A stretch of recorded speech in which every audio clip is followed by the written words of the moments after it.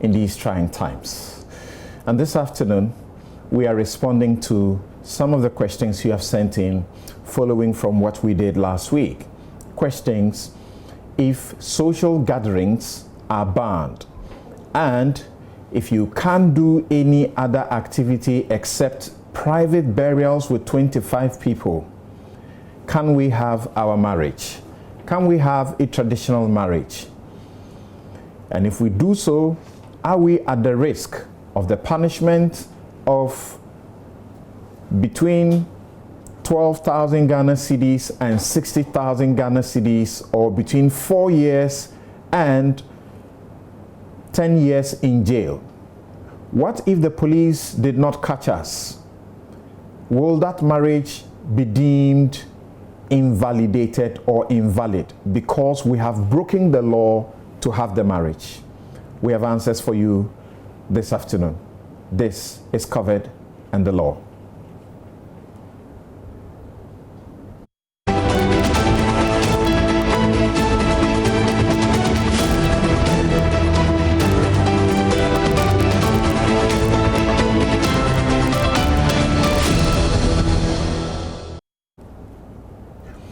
You're welcome back.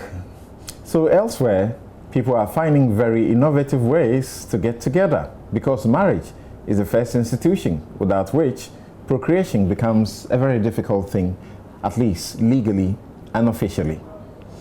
So let's get to our case of the day, and I'll introduce to you our guest who will assist us to navigate these waters of getting married and getting married validly in COVID times. My name is Judith Mensah. I'm a beautician. I and my beloved were preparing to get married on this month of March, this year of March. And because of the COVID-19, we were not able to do it. And when another came and talked about the coronavirus, he was saying that only 25 people can gather for their private burial. So, can we get married? My question is, the two of us should do it, or either the two family can sit and do it. And now, how many people can we take from? How many people can we take from the family, the two sides of the family? Now I'm confused. I don't know what to do now.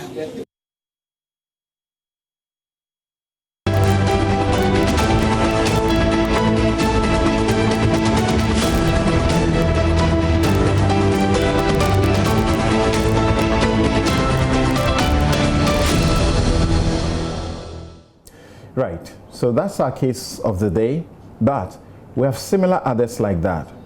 They are in question form, and I'll share them with you as we bring our guest on for this afternoon. Our guest this afternoon, we are so privileged, so lucky to have a foremost authority on the questions of family law in Ghana. She's Mrs. Frederica Eshring Obeng, and she is a family law lecturer. She's done this for many years. In fact, she taught me the law. She's the author of this particular book and several others on family law, which encompasses all matters about the family as far as the law is concerned, and marriage, divorce, custody, questions of children. Good afternoon, and thank you so very much for making time to join us. Good afternoon, Samson. I am happy to be here. Great. And good afternoon. Great. To the US. Okay, so we will go straight away to have a little discussion and look at the matter that has been given to us. As part of our discussion with Kweku Pencil last week, we looked at one of the EIs, executive instruments, that was passed much earlier when COVID-19 came in, and upon whose expiration there have been extensions, including an extension by EI 110, which also expires today. It says that there is imposed by this instrument restrictions on A, public gatherings, including conferences, workshops, funerals, festivals, political rallies, sporting events, and sporting clubs, private parties, and other social gatherings, nightclubs and event centers, and religious activities in churches, mosques, shrines, and at crusades, conventions, pilgrimages, and other religious gatherings, and travel to Ghana. We know that there may have been people who planned to get married. They needed to travel from one place to the other to Ghana. All of them have been held up. They are unable to travel to have the marriage. We know those who also published the bans for a marriage, which they are supposed to publish for 3 times. They may have done it once or twice before COVID-19 came in. What will be their fate at this time? So, first of all, if you can assist us, traditionally, when we are going to marry, and we want to marry either through what people get to know, I'm going to marry through the court, or I'm going to marry through a church, what does the law say about that kind of marriage? What are the processes that have to be taken in that kind of marriage? All right, thank you, Samson. You know, when it comes to marriage under the ordinance, in other words, marriages which are not Mohammedan marriages or customary law marriages, then the law specifically says that in order to create a valid marriage, certain procedures will have to be followed. Right. And if those procedures are followed, then the marriage will be valid. The procedures that... Right. So if you want to... Yeah, the procedures that are to be followed. If we can go over a couple of the procedures first, then we will zoom into the specific questions and use some of these to answer the questions. According to the law, there is supposed to be the person known as a principal registrar of marriages, and there are supposed to be deputy registrars of marriages who are supposed to be in all the marriage districts of the country. Then the what you call the marriage officers who are to be appointed across the country by the Interior Minister's power. And then every district chief executive has been given power to license a place of public worship for the celebration of a marriage. Can you take us through the procedure if I wanted to marry? What is meant by the notice of marriage that I require, which is supposed to be for 3 months, and what is meant by the publication of the bans that we are supposed to do? Wonderful. You know, a couple has to decide when they're about to get married, whether they want to marry in the church or they want to marry under a registered certificate. And that normally involves getting married, especially in the district assembly. Now, if you are not going to marry, it's normally referred to as a Christian marriage. In the church, then you are going to, the couple will have to marry under a registered certificate. So the couple will then go to the district assembly and then inform the registrar of marriages that we want to get married. They will have to serve notice. And the notice is simply put on the board on the door of the marriage registrar. And of course, the purpose is that the notice will be giving a day notice to the whole world that these people are about to get married. And therefore, if anybody has any objections, the person should now come and see the registrar, go to the district assembly. So that is the first step. Now, it's going to be there for probably 21 days, actually 3 weeks. And this is for the registered certificate. Now, if there is no problem, then the registrar will issue a certificate. But in actual fact, what the registrar issues is a license. And this license then entitles the couple to get married. However, if a couple seeks to marry in the church, in other words, to have their celebration in the church, then the procedure is slightly different, because they will have to now see a marriage officer and then also get permission to announce bans of marriage in the church.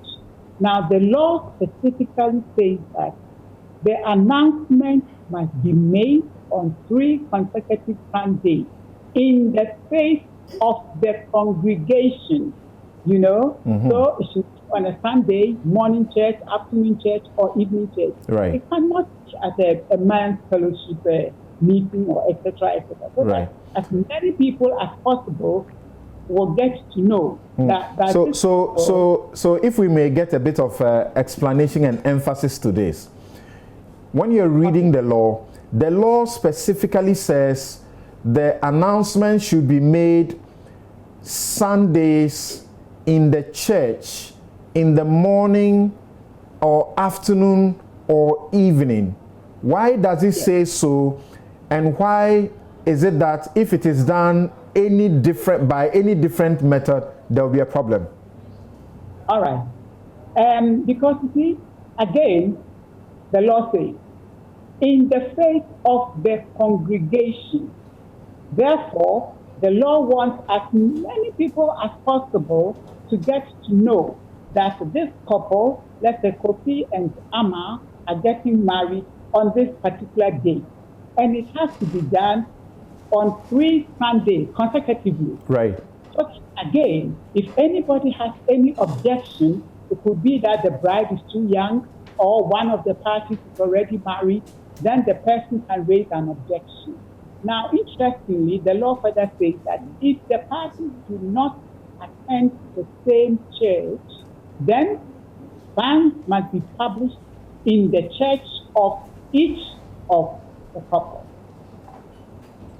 The law says also that if after these publications the marriage is not performed or solemnized within 3 months, there is some implication that everything that is done subsequent to the publication becomes void. Yes. How will you explain that to all of us? Yeah, what happens is that, again, after the publication of bans, now if a caveat is raised, for example, a church member comes to say that this man is my husband, then proceedings will have to be abated. Proceedings must come to a halt. Right. For a high court judge to go into the caveat. If it is true, or if the caveat is successful, then the marriage will not come on, because the couple will not get the license to now celebrate the marriage. Right? Right. If everything is fine and there is no caveat, then the couple is expected to marry, in other words, celebrate the marriage within 3 months. Okay. Otherwise, the license or the certificate which has been issued will expire. And if the certificate expires, then a marriage cannot be celebrated under that particular license or certificate. And therefore, couple will then have to start everything again. Give notice if it's at the assembly, or if it's in the church, then bans should be published all over again. So that before COVID-19, if we had procured the certificate which allows us to now go ahead to solemnize the marriage, so to speak, and COVID came in and we were unable to do it, what does it mean then? Maybe after the lockdown, the 30 days had long expired after the lockdown. And then we decided that we could get together and marry on the basis of the publication of the bans we had done earlier. will it be valid? No, it will still not be valid because, you know, when it comes to marriages, we go strictly according to the law. Okay. And the law is the what do you call it? The Marriages Act, 1884 to 1985, Part 3. That's what governs ordinance marriages. Okay. And therefore, if the notice, for example, that is given at the assembly expires, or the license that is given expires, the parties will have to start all over again. Okay. It's unfortunate. They'll have to start all over again. It has to be started all over again. So if we did some announcements and whatever it is, and then because of COVID we couldn't have the marriage, and because of the lockdown we couldn't have the marriage, and by the time the lockdown was lifted, the 3 months had long expired, we need to start the process all over again. Otherwise our marriage will be invalid or void. What does it mean when you say the marriage is void or invalid? You see, if a marriage is void, it can have very far-reaching consequences because, you know, the new law dealing with succession, for example, you know, when a person dies intestate, the new law, well, it's not so new, but the law says that if a spouse dies intestate, right? That is if somebody dies without making a will. Sorry, yes. Okay. Without making a will, then the sharing or the distribution of the person's property will be governed by the intestate law succession. That's Right. law 111. Right. You know, the law says that the spouse will be entitled to the first building together with all the children of the deceased. And therefore, if a marriage is void, then of course it means there is no marriage. Okay. And if there is no marriage, then it is going to be very difficult You'll for be the surviving disentitled. spouse to establish that he or she is entitled together to the with property. the children Okay. to the one house. Yes. Right.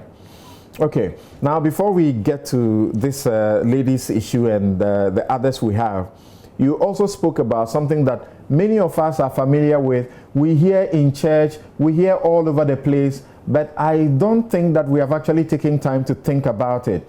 The objection, or what you refer to as the caveat. If the bans are being announced 3 consecutive Sundays, someone is supposed to, if they have an issue, to say this marriage should not come off. And according to the law, if the notice is published, you should go and write the word forbidding, right? Yes. Okay. Now, when you say the caveat, what goes into that caveat? People get panic and they say they're looking around to see if somebody is going to say they are objecting to it. How exactly is that thing actually supposed to be done? And you said if that happens, it has to go to the High Court to determine whether the marriage will come on or it will not come on. And if somebody is hurt, according to the law, they may also get some compensation and cost. Can you explain that to us so that we understand what that thing means? All right, thank you. If, for example, notice is given that Kofi and Amma are going to get married at a certain date, or bans are published in the church that Kofi and Amma are going to get married on a certain date, and then Akosia decides that no, I'm not going to allow this because the man is already married to me. He is my husband. That is when Akosia would then have to approach the minister or whoever is publishing the ban and then say to the person that this marriage cannot go on. You see, so once an objection is raised, like I said earlier, proceedings should stop. And then the objection should be now referred to a High Court judge. It's only a High Court judge who can deal with it. So the one who will refer that matter to the High Court will be the registrar or the marriage officer. Okay, so they will take it to the court. Either the registrar, if it is noticed, the registrar must refer it, but if it is publication in the church, then whoever is announcing, publishing the banns of marriage. You see, it's the marriage officer who should go and actually announce the banns of marriage. Right. But the law allows the person allows the marriage officer to deputize.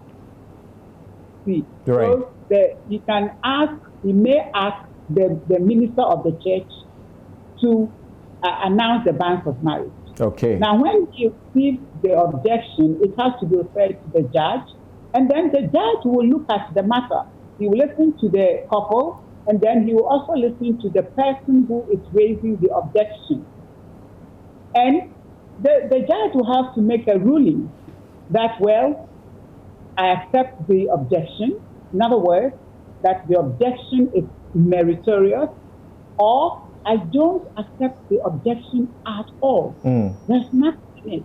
Okay. So then he will direct the couple to continue with the procedure for the marriage. Right. And that is where in law you say the caveat has been removed. The caveat has been removed. But may I please mention this point because it's very important. Right. You know? This is the only time that anybody can raise an objection. Because people are given, the public is given the opportunity during the publication of bans or during the time that the notice is put up at the district assembly. Okay. That is the only time anybody can raise an objection. All right. If for one reason or other, the person does not hear about the marriage or does not see the notice or does not hear the ban, then of course the person is stopped. You can go to the church or the place where the celebration is taking place and raise your objection. It will be too late. Lawyers know what to do. If you don't hear about it and then the marriage carries on, of course, if you see a lawyer, the lawyer knows what steps to take. Right. In order to defend that particular the last question on this, and then I'll take a break and we'll come and go to the issue for the day, is you mentioned that it will be referred to the High Court for it to determine. And in reading the law, you would also discover that if, for example, the one that the objection is raised against, if they have hurt the other party, the judge can decide that they will be giving some compensation. And then after that, it can give the green light for the marriage to go on. Can the priest or some other person who is officiating the marriage settle this thing other than the court? No, that is strictly according to the Act. The priest cannot, because, with all due respect, I don't think that the priest will be equipped as a High Court judge. That's why the law says specifically that when there's an objection, it must be referred to the High Court. Okay. You see, it's quite a High Court. Right. It's not a lower court at all. All right. Thank you. Yes. Thank you very much, Mrs. Frederica Ashreng Obeng. Please hold on for us. We take a quick break, and when we come back, we look at questions that have come in on this subject of what to do in the circumstances of the ban on social gatherings.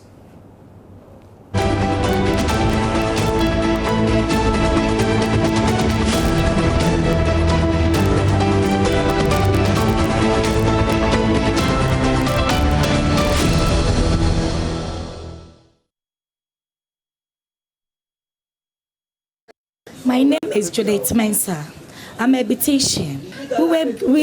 I and my beloved were preparing to get married on this year of March. And because of the COVID-19, we were not able to do it. And when another came and talked about the coronavirus, he was saying that only 25 people can gather for their private burial. So, can we get married?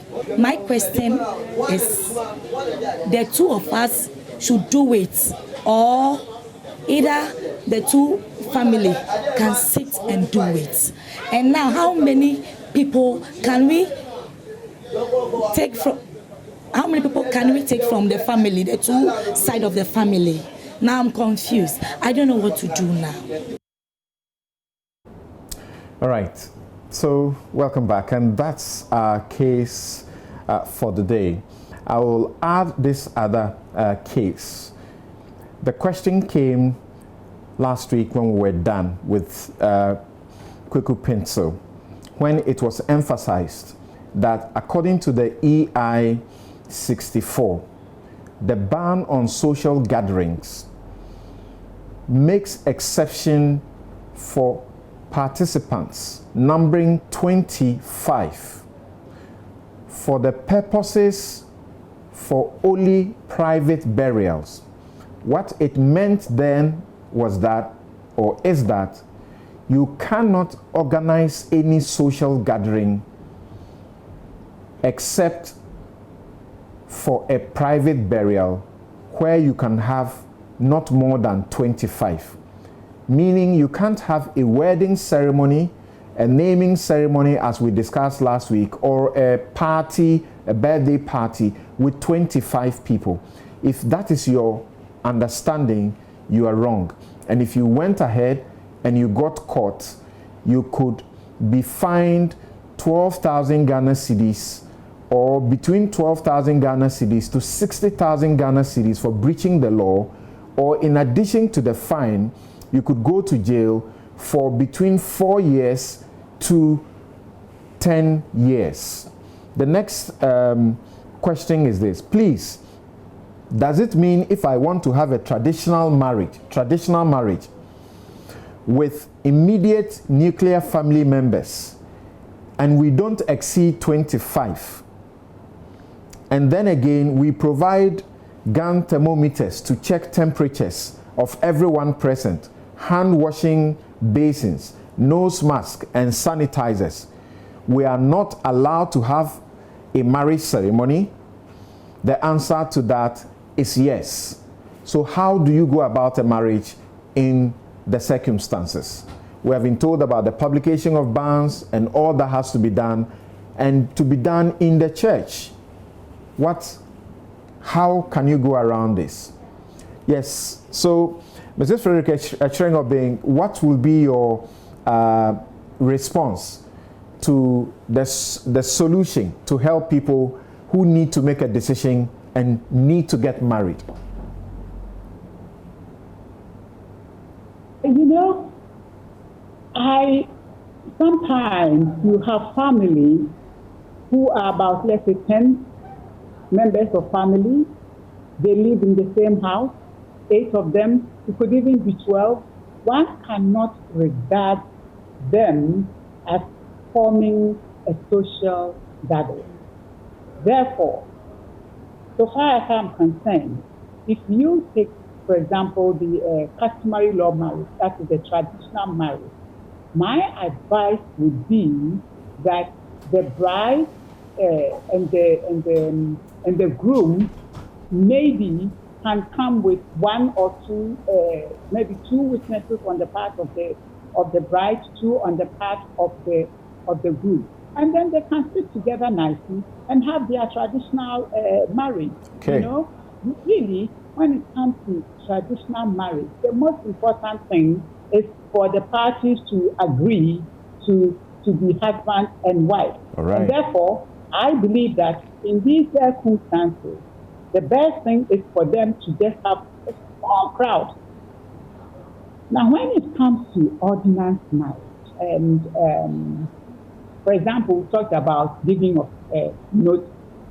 I am told, and reliably so, that marriages are still being conducted at the district assembly, even at the principal, at the registry department of that Registrar Generals.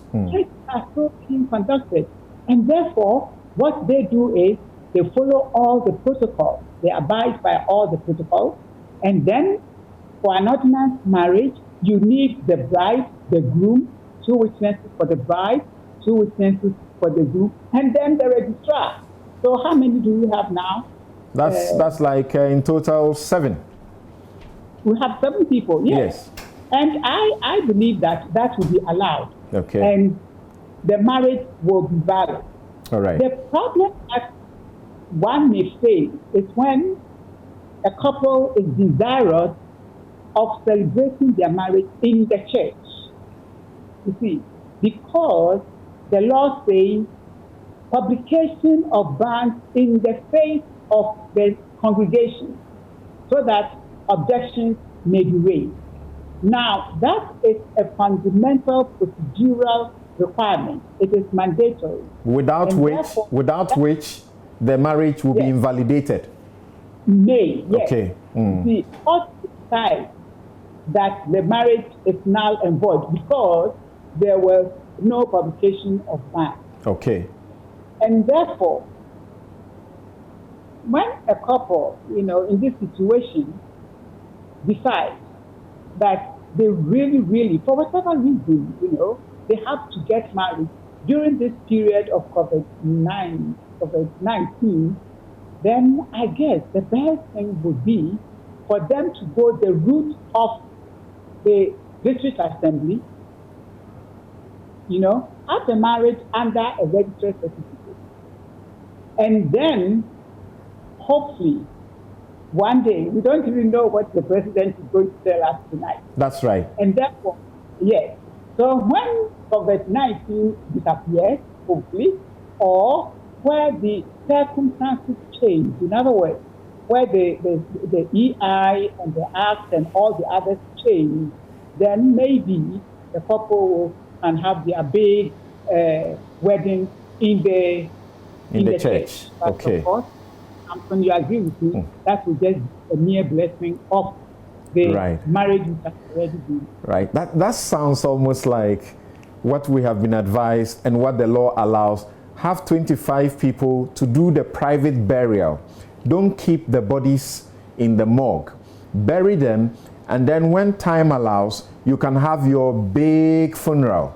Have it the way you want. In the same way, in the way of the marriage, the advice that is coming is that you can do it the way the law allows now.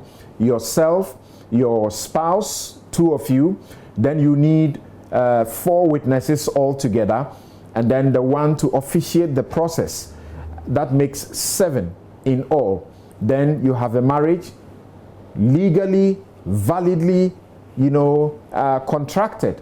And then when COVID-19 is over, you can decide to throw a party and call all your friends, even from abroad, to come and join you in that celebration. But the issue of the publication that is required, which you say is mandatory according to the law, and is important, without which the marriage may be invalidated or is void according to law. Is there not an opportunity to skip all of that by what I understand is the special license, by which there will not be the need for the notice or the publication, and the marriage can happen as quickly as possible once the registrar or the marriage officer is satisfied that there is consent? Yes, that is right, Samson. The special license, again, as has been explained, the couple, because of COVID-19, there's no church for bans to be published. And as Samson earlier explained, the couple may then apply to the principal registrar for a special license. But you see, when you're going to apply for that license, you need to actually convince the principal registrar that there is no impediment. Right. See, that there's no impediment to the celebration of that marriage. You need to convince the principal registrar that the woman, for example, is not somebody else's wife, or the man is not somebody else's husband. And you do so in writing, what is known as affidavit. Affidavit. Okay. The couple will have to now swear to an affidavit and state all these things that it's my husband, he's not already married, or consent has been obtained, and therefore I'm not sure the principal registrar will be inclined to be issuing special license, reason being COVID-19. I mean, can you imagine the number of people who will now be rushing to the principal registrar to apply for a special license? Almost everybody will be going there. However, there is an opportunity to get a special license which will forego the requirements of the notice that you need to do, and you can have the priest just come and celebrate the marriage, or whoever to celebrate the marriage. There's no need for all the notices required. All that is required, as you have explained, is for you to convince the principal registrar that there is no impediment and that there is consent. All right. I understand we have a question. Yes, we have a question. So let's take the question. Yes. Okay. So the question is, good afternoon.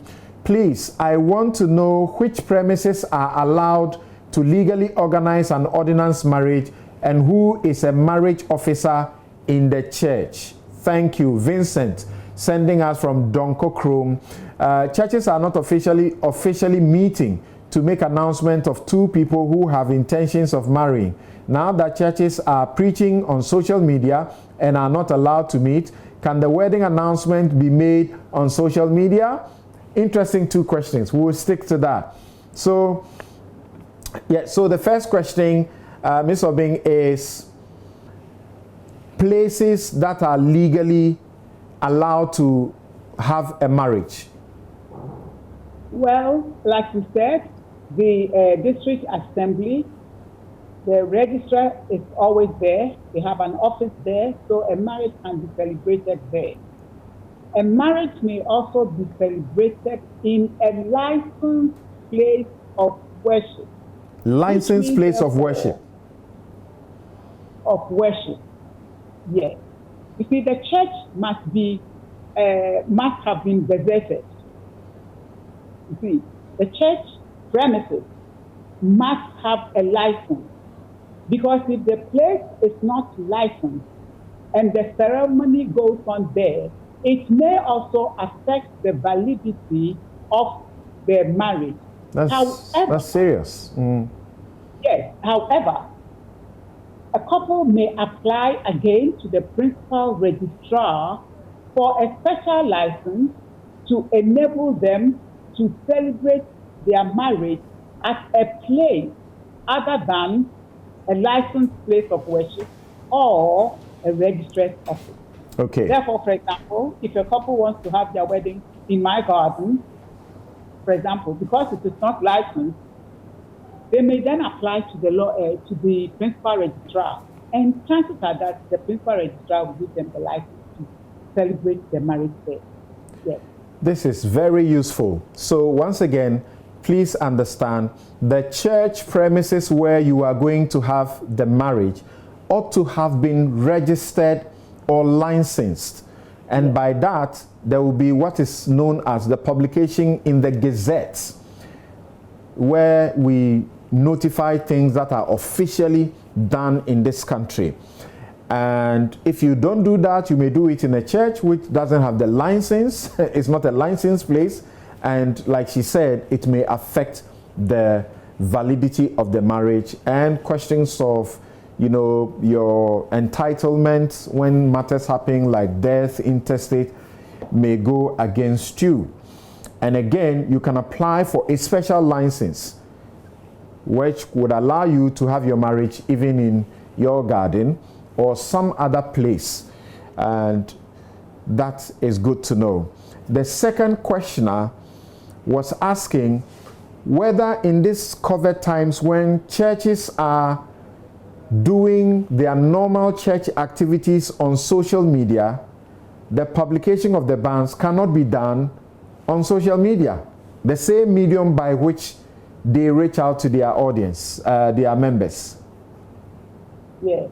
You see, the law is very specific. It says, publication in English or in the vernacular, which may be Chi or Ga or Fanti, depending on the church, the congregation. Therefore, that is what has to be done.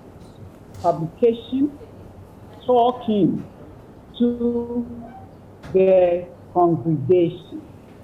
Even if the publication is not even allowed to be made in the newsletter. Some churches have newsletters. Yes, they have newsletters.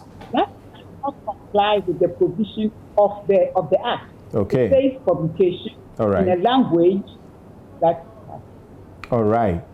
And our final question says, are officiating ministers of marriages guilty of any offense if they officiate marriages during COVID-19?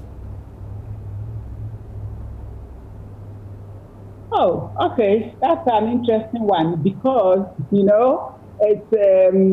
it doesn't have any bearing as such on the validity of a marriage. But I have to ask that if a minister celebrates a marriage before church members, members who are gathered in the church, etc., he may be guilty of, he may be in breach of the Act. The EI 64. Yes, and the Imposition of Restrictions Act. Yes. Yes. It could be. But if it's just like we said, if the person has a special license, etc., and there are just 2 or 3 of them, then maybe not. All right. In America, what we have seen people do in America, which the law has allowed, is that people are receiving permission to celebrate the marriages virtually. So the officiating minister or the registrar is in a different jurisdiction, like I am here in the studio and you are there in your home, and the couple gets ready. If you are the one who has been empowered to celebrate the marriage, we just bring our phones or tablets together and then it goes ahead. Can the church also do something like that? Oh, I think so too. I think it will be the marriage should be valid. Right. Yes. So far as they have complied with their witnesses and the taking of vows, it should be valid. All right. But then, how do you sign the marriage certificate? I think that's the critical question there. We take a quick break. We'll be right back. You're welcome back. This is COVID and the Law, your legal light and help law in these trying times. On behalf of our audiences all over the place, I want to say a special thank you to Mrs. Frederica Shreng Obeng for having given us this platinum legal advice to guide us to do it right, even in these trying times, and not be caught by the laws and violating the laws and suffering the consequences thereof. Thank you so very much for your time this afternoon. On that note, we thank you all for tuning in. I'm Samson Ladi Anyanini. We will join you again, God willing, next week, same time. Please do it right. You can get married within this period without getting into trouble.